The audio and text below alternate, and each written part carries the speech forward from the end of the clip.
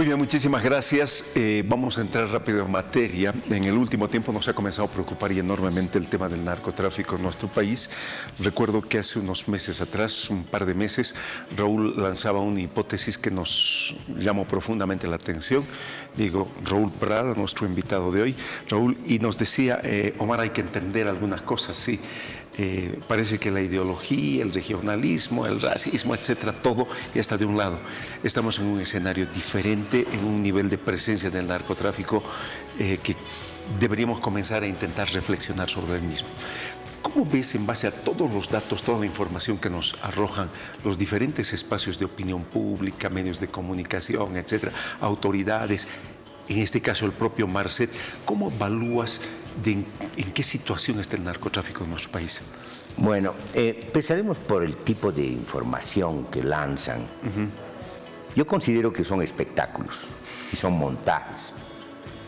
Si nosotros evaluamos el alcance que ya tiene el narcotráfico, sí, el alcance que tienen estas organizaciones que llamo del lado oscuro del poder, las formas paralelas que ya han tomado el lado institucional del poder, es decir, controlan ejércitos, policía, fiscales.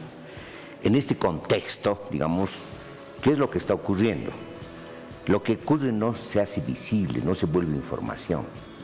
He dado un ejemplo la anterior vez. El 90% de la cocaína que produce Bolivia, que son 300 toneladas, no se sabe dónde va y cómo desaparece y cómo circula.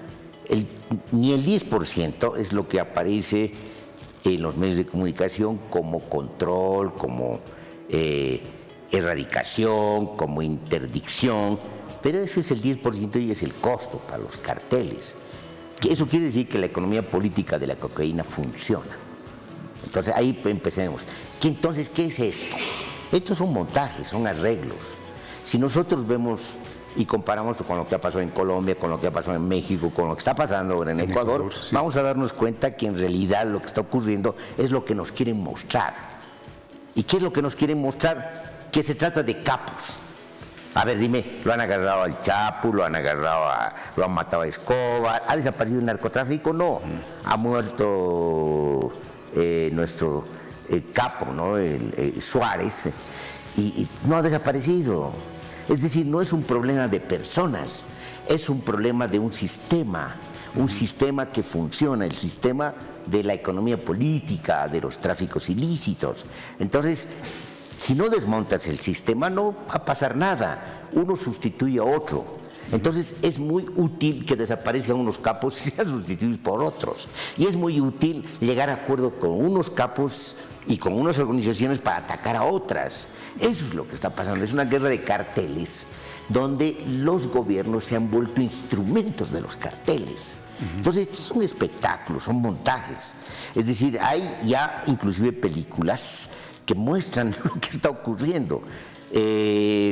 Por ejemplo, Cartel, la película colombiana, y el mecanismo brasilero que nos muestra lo que ocurre en términos de corrupción, de sistema, de mecanismo.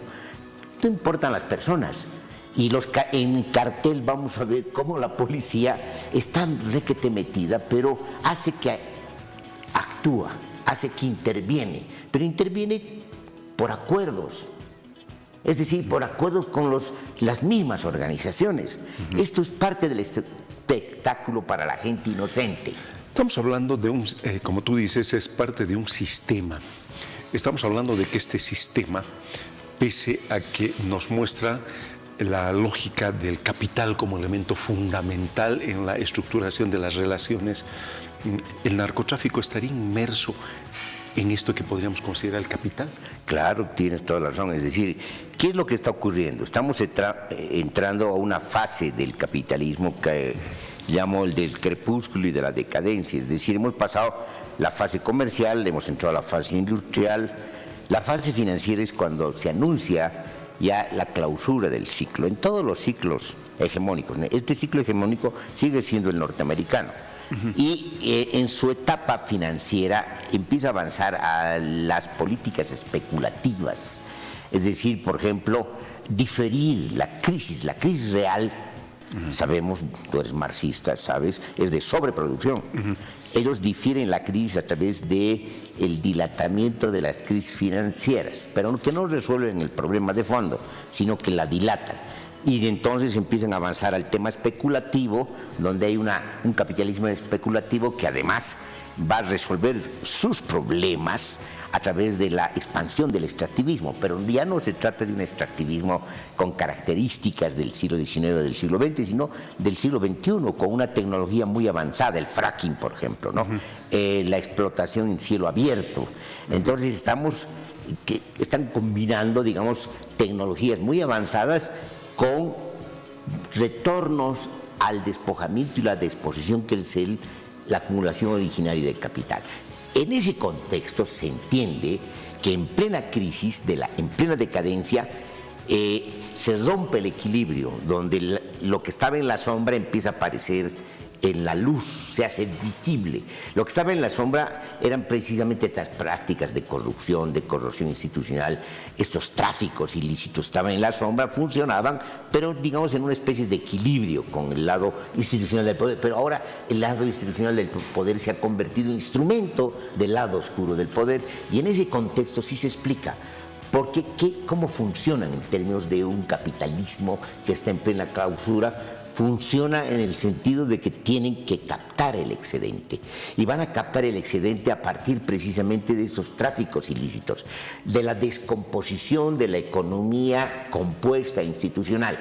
Es decir, mientras dure esa economía, va a funcionar la economía del narcotráfico. Además es un narcotráfico que ya financia a empresarios y empresas. Ahora, se blanquea por ese lado. Claro. Ahora, ¿por qué el narcotráfico permanece en la decisión política en el margen del lado oscuro? Porque tranquilamente puedes integrarlo a la economía, es decir, desde un blanqueo, voy a utilizar un término, volverla legal, para que los actores, los agentes del mercado sean los que definan cantidades, montos, etcétera. Tú estás hablando en términos de solución. Claro, ya. Porque realmente, o sea, si te das cuenta, es un lado perverso. Violencia, utilización de recursos para cosas ilícitas. Tú sabes todo lo que se utiliza y todo lo que tiene escondido el narcotráfico, en términos de actividad y en términos de dinero.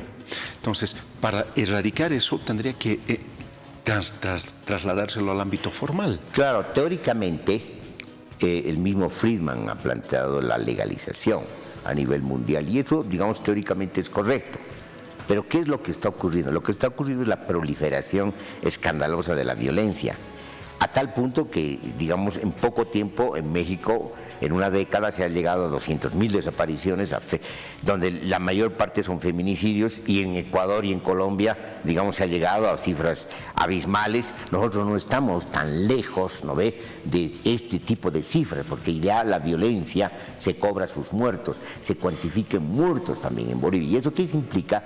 De que la violencia es un recurso de la dominación, pero de una dominación que está en crisis. Lo que está en crisis es el orden mundial de las dominaciones. Lo que está en crisis es el Estado-nación. Está en una crisis múltiple. En ese contexto, entonces, la única forma ya no es la convocatoria, ni siquiera las elecciones. La única forma es el terrorismo, no solamente de Estado, sino este terrorismo, el terrorismo del control territorial, que es el control de los carteles.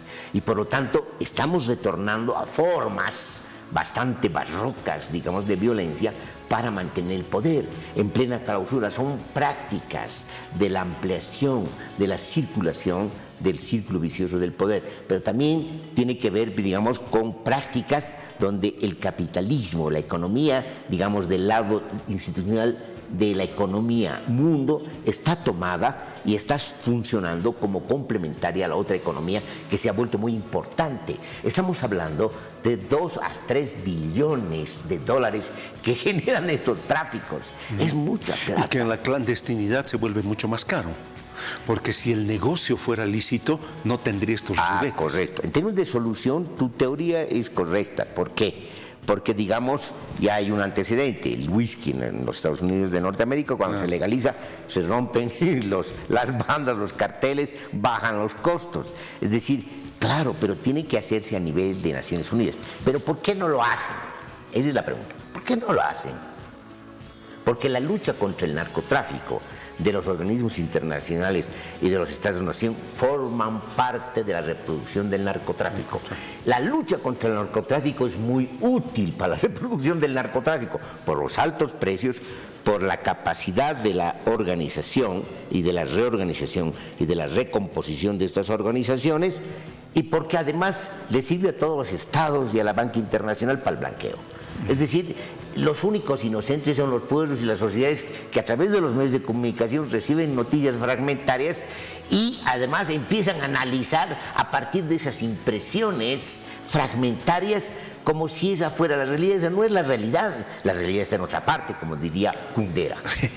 Qué interesante. Escúchame, ¿tú cómo crees que vaya a evolucionar este tema en nuestro país? Es decir, igual que como ha seguido en México, en Colombia, Ecuador. Es decir, ¿cuál es la característica de Bolivia y cuál es la característica de Ecuador? La característica de Ecuador es de que es un país costero, pero que está en la frontera entre Colombia y Perú, que son grandes productores de cocaína, y es una economía dolarizada. O sea, el dólar allí funciona y había menos control, entonces los carteles son transnacionales, entonces se han trasladado a Ecuador y la guerra la realizan allí. Es una guerra también de carteles. La matanza en las cárceles de Ecuador se debe, digamos, a la pugna por el control territorial de los carteles mexicanos, ¿no?, colombianos, y en el caso boliviano brasileños. ¿Qué pasa con Bolivia? ¿Cuál es la característica? Tenemos fronteras gigantescas por todos lados. Tenemos fronteras con Brasil, con Paraguay, con Argentina, con Chile, con Perú. Entonces, ¿qué pasa? Es decir, nuestras fronteras son altamente permeables. Entonces, Bolivia se ha convertido no solamente en el país donde se produce cocaína, 300 toneladas, se cristaliza la cocaína peruana aquí, ¿no?, se refina aquí, 300 toneladas, ya estamos hablando de 600 toneladas, y además es un lugar donde no hay radares que han comprado no funcionan. ¿Por qué no funcionan? Porque no quieren que funcionen, porque están metidísimos. Son instrumentos, los gobiernos son instrumentos de los carteles. Entonces, ¿qué cantidad de aeropuertos hay? Un montón. ¿Qué cantidad de viajes, de vuelos hay? Un montón.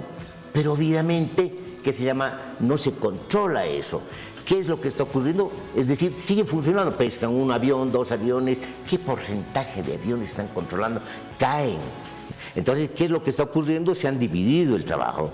Hay una división del trabajo y de los mercados. Los colombianos van a llevar a Estados Unidos, posiblemente también los ecuatorianos, pero también a Europa. Bolivia es el tráfico a través de Paraguay hacia Europa y Asia. Y a Brasil para que vaya también a Europa, y se ha convertido Brasil en uno de los más consumidores de cocaína. Entonces, ¿qué se llama? Lo que está ocurriendo es de que nuestro país se ha convertido en el paraíso de los carteles. Esa hipótesis que manejas o ese criterio nos pone ya en un estado en que algún momento podamos comenzar a sufrir la violencia sistemática que han sufrido los otros países? Es una buena pregunta, porque ya deberíamos, ¿no? Pero ¿por qué no se ha llegado a la violencia que ha llegado de tan rápidamente a Ecuador? Ese es un tema importantísimo. Se debe, digamos, a que todavía hay cierto tejido social, ¿no?, a las características de la formación social boliviana, a de que esto se ha resuelto no a través de carteles, sino que verdaderos sindicatos, como los sindicatos, las federaciones cocaleras del Chapare, son mejor que cartel. Hay ayllus que son mejores que carteles, cuidado, en la frontera con Chile. Es decir, nuestra forma de organización quizás haga dos cosas: haga funcionar mejor que los carteles, porque tiene mejor organización en la producción de la cocaína y en el tráfico de la cocaína, y a través del tráfico de la cocaína el financiamiento de los otros tráficos, el contrabando, tráfico de armas, tráfico de blancas, tráfico de cuerpos y tráfico de órganos. Han desaparecido un montón de niñas y nadie dice absolutamente nada. Esta vez que es la policía, hermano. Es decir, están metidos todos. El tema es de que necesitan mantener un espectáculo para calmar a la gente, porque si la gente supiera lo que estaba pasando, ¿qué haría? ¿Qué harías vos si está amenazada tu hija? Terrible. Te levantas. Por eso yo he dicho el otro día que ya no hay salida política. Lo que tenemos que hacer es lo que han hecho los mexicanos y los colombianos para parar al narcotráfico. Tenemos que armarnos.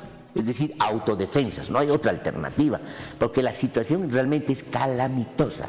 La sociedad tiene que aprender a defenderse. Esto no es llamar a la lucha armada, sino si te atacan tienes que defenderte, tienes que defender lo que queda del tejido social, porque, digamos, la promesa de los carteles es una promesa sin futuro, sin porvenir. Yo no tengo un problema moral con el cartel, ni con la cocaína, no, es un problema de una economía a cortísimo plazo, con un costo social demasiado grande, que asesina el porvenir y destruye nuestro tejido social, nos prostituye, y ese futuro no queremos. Terrible. Yo quiero cambiarte en este momento de un tema, no sé si nos alcanza el tiempo, pero así cortito, querido Raúl. ¿Qué opinas de Milei? Estuvimos hablando antes de entrar acá. Bueno, muy rápidamente también, a pesar de que hay que esperar, digamos, para terminar los análisis, pero como te dije, nos dejaremos llevar por las primeras impresiones. Milei es una construcción mediática. Detrás de Milei hay una mercadotecnia política que han armado un programa que es un popurrí. No, se presenta como libertario no puede ser, libertarios son los anarquistas, y los anarquistas están no solamente contra el Estado, sino contra el capital, contra el patrón y contra el patriarca. Entonces no puede ser, no hay. Entonces, ¿será un anarcocapitalista? Tampoco, porque no conoce eso, pero no hay anarcocapitalismo. El anarcocapitalismo es una expansión del neoliberalismo, es una propuesta. La propuesta seria está en el ordoliberalismo, que se aplicó en casos excepcionales, la derrota de Alemania. No podía tener ejército su gobierno, y por lo tanto en ese contexto se aplica lo que propone la Escuela de Friburgo y la Escuela de Viena. Pero ese es en ese contexto, donde se aplica de manera nacional, fuera de Alemania es en Chile, pero con una dictadura militar. Sí. Esos son los contrasentidos. No es posible pues un neoliberalismo sin dictadura. ¿Qué hay detrás? ¿Qué hay en el fondo de este diablillo que se llama Milei? O sea, sencillamente es un dictadorcito ultraconservador que dice la justicia social es una aberración. Está contra el aborto, hay que acabar con el Banco Central. Y obviamente se agarra de ciertas verdades que le gusta a la gente porque son verdades. Es decir, la casta política, la bochornosa casta política corrompida. Claro, se agarran de ciertas verdades y para armar una provocación en un descontento generalizado. ¿Qué es lo que ha ocurrido? Que ese es el tema básico para su emergencia, ¿no? Claro. ¿Qué es lo que ha ocurrido? Las izquierdas y las derechas también no han podido darle solución al pueblo. No, han hecho promesas que no cumplen, son demagógicas. En realidad no hay derecha e izquierda en el gobierno, son lo mismo. Es decir, van a cumplir con los mecanismos, la extensión y la reducción ¿Podemos tildarlo de la dominación. De populista también?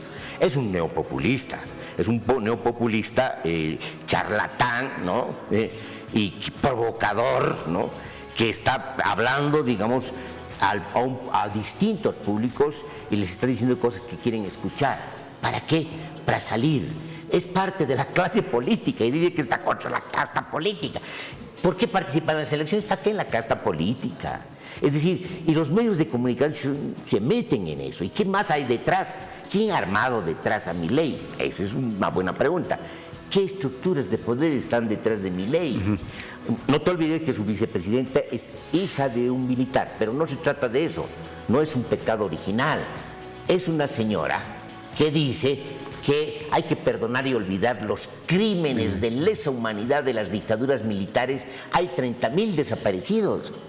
Entonces, ¿quién es este ñato? Es un dictador suelo, disfrazado de liberal, y chamusca el liberalismo. Lo más serio que se ha dado es el liberalismo porque tiene filosofía. Después del liberalismo, digamos, ha habido una decadencia, ha habido propuestas técnicas. Pero no puedes negar que esa es su propuesta, ese es su discurso de liberalismo pega. Pega, como ha pegado en un momento el discurso demagógico de los progresistas. Entonces, ¿cuál es la diferencia entre ellos? La tonalidad. Tono, y este tiene pero buen tono. Son en realidad lo mismo. Qué bueno siempre qué bueno es hablar contigo, Raúl. Muchísimas gracias. Muchas gracias a vos. Y en otra no me falles.